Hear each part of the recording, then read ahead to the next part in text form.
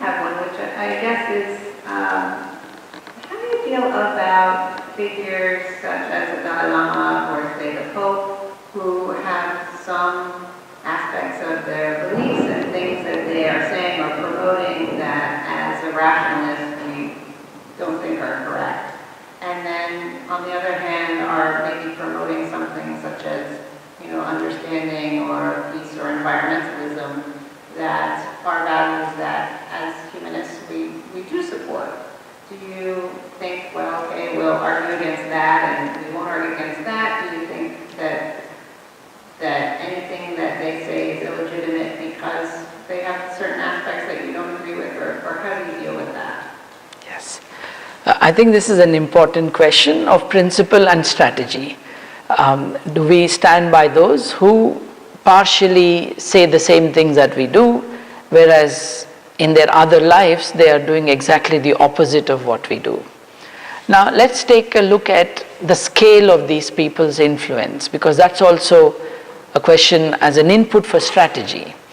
Now, I did say to you that the Dalai Lama doesn't represent Buddhism. I'll tell you why. There are 330 million Buddhists around the world. Buddhism is a religion which started based on the ideas of a man born in Nepal. Then he wandered into India, stayed there and died there. And he did some extraordinary thinking. He was perhaps the first moral philosopher of the world who could do it on the basis of a secular approach. Now, the Buddha's greatness has to be appreciated for what it really was. Now, here was one who was born in a land which was already speaking in materialist terms.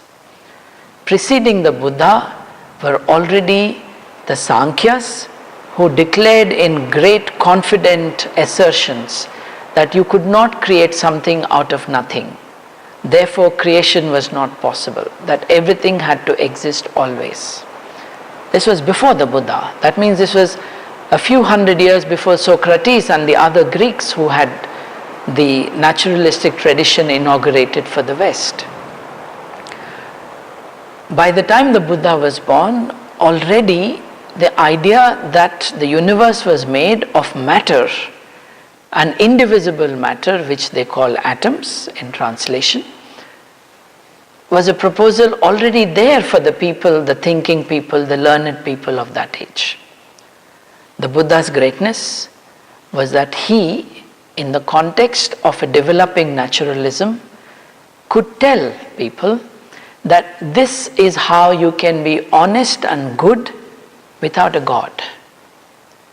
Because the Buddha did not admit of a God. So his entire right thinking, right acting, right belief and everything had no reference to any God anywhere. Now that's a significant advance in the moral philosophy for the world. He was the first to actually, to my knowledge, to have made that proposal. From the Buddha's life came the religion of Buddhism. He did not establish Buddhism as a religion. He established the commune, but not the religion. From there came Theravada, the Hinayana, came the Mahayana, which took in most of Hindu beliefs about birth, reincarnation and so on. And then you have Vajrayana. So the 330 million Buddhists are distributed amongst the Hinayana, the Mahayana and the Vajrayana. Vajrayana is the school of Tibetan Buddhism. According to the Dalai Lama, there are 6 million of them. So out of the 330 million Buddhists, only 6 million, according to the Dalai Lama, belong to the Vajrayana Buddhism. According to China, only 2.5 million. So the truth would be either this, that, or somewhere in between. The number is very small. The Vajrayana Buddhism has 4 sects. The Dalai Lama belongs to the second largest of the 4 sects, the Gelugpa sect. So he isn't really representing even Vajrayana. So this is one thing. What importance should I give to a Dalai Lama who is not representative of not only all Buddhism but also not of all Vajrayana. When he talks about peace. And what about my credibility as a humanist? And by my, I mean of the humanist movement, which has no political agenda. Should we stand next to the Dalai Lama when we are both speaking of peace but intending different things by it? I think we should not. I think to preserve our moral and intellectual integrity, we should fight for the same causes but not in their company, because they are not meaning what we do when we say peace and cooperation.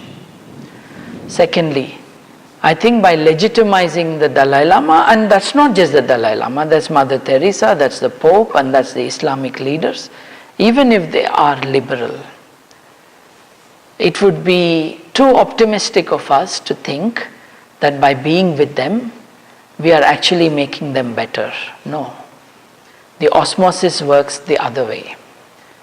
It is by being with them that our moral intellectual integrity is watered down. I told you what the Dalai Lama did.